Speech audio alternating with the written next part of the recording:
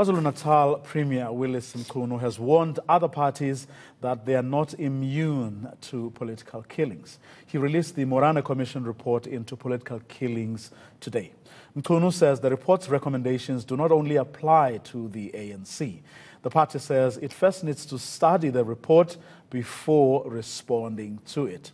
IFP National Spokesperson Mkhuleko Hlengwa is here and joins us to discuss this. Good evening. Thanks very much for coming through. Just from what you gleaned from the report, which was only, of course, released a couple of hours ago, what stood out for you? Well, at the outset, we want to congratulate the Commission for a long period of work that they've had to endure, and I think in the main they have done successfully well to at least dig beyond just the surface, because quite fundamentally what they have told us is things that we already know, but it is always good when they are said by an authority, because then they set all of us into motion. So the IFP welcomes the report, and we feel that a lot of work, of course, still needs to be done. We will, as a party, study the report further so that we can give meaningful expression to whatever recommendations that are there. Because amongst other things, of course, the report does call on political parties to reinforce their own internal processes and their own checks and balances. But as a party, we are satisfied that we have successfully done that, because we have taken action where things have gone wrong. But where the issue is for us is, in the main, what the report points to is the shortcomings in the police services and the intelligence sector of the country, and that is of serious concern. There are blockages in investigations. Whether it's lack of political will or incapacity, we still need to look at that. But it does look like police are just unable to manage with this.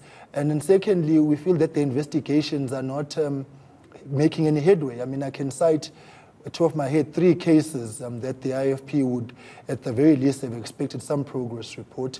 Councillor Themba Xulu of KwaMashu was kidnapped by people purporting to be police, and his bullet-ridden body was found in a sugarcane field in 2011. No progress up until today. Siya Dlamini was killed outside the courthouse by a leader of the NFP at the time, who went on to found his own party in full view of police, media, and so on. That case has gone nowhere. And Sbuiselo Dlamini was killed just in May this year. And people who died on the same day as he did in another killing, they've been arrested there. So as the IFP, we do feel that IFP cases are not receiving the necessary attention, and we think that the police services must not investigate along factional political lines. Of course, I mean, when you mentioned crime intelligence, you also pointed out, which I think is a dilemma everyone has, as to what it is exactly that is making it difficult, if not impossible, for crime intelligence to do what it is supposed to do. No one seems to know whether it's downright inefficiency, or whether there's lack of political will, or even capacity to do what they are supposed to do. But what the report also goes into is how the political system, how it is easy, for example, for a person to become a local councillor. You will recall from the actual hearings themselves, there were people who made some suggestions that perhaps one of the things or ways of getting around that is to actually introduce some kind of qualification, or at least getting people to have either a matric qualification, just so that it is not as easy for someone to be a councillor. What are your thoughts as a party on that particular issue? Well, just on that one, in fact, we started introducing a model of that nature in 2011 already, because the municipal system allows for a PR council election and a ward council election. So our ward council elections as a party do not have those requirements. They are open-ended because we do not want to interfere with the collective will of the people. But where the party has got a direct authority in terms of appointing PR councillors, that minimum requirement is there for a matric, and we encourage our structures to actually source people to stand for council who are have got those requirements. Of course, it's a long way to go. That's what I was saying earlier on, that the party has, on its own initiative, on our own accord, we have set some of these systems in place. But to speak about the intelligence sector that you touch on, one of the fundamental issues, of course, is that we will, for time immemorial, deal with those who pull the trigger. That may be all good and well, but we need to find those who actually pay those who pull the trigger, because there are people behind the systems who stand to benefit through municipal corruption, through governance corruption, and they are the ones which we need to actually look for. Now, if they are political players, as most likely they are, then you are going to find the system collapsed in terms of investigations, because nobody's going to want a system that they're in charge of to actually come after them. So the independence of our institutions then comes into question, just particularly around that point. And the fact that the Commission did in itself point out that we need to depoliticize the public service is including but not limited to the independence of the state security agencies and law enforcement agencies. A quick one before I let you go. One of the recommendations also is that as political parties you need to come together so that you can look at best ways to deal with this question. Not only that, but also to avoid, to nip this in the bud.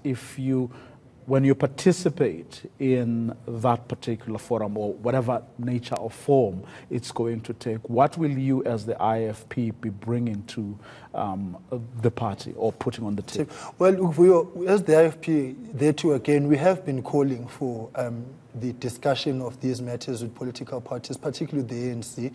You will recall that Principal Telezi has emphasize the matter and brought it back to the table, the need for reconciliation between the IFP and the ANC, because amongst other things, it's the question of violence that we need to deal with.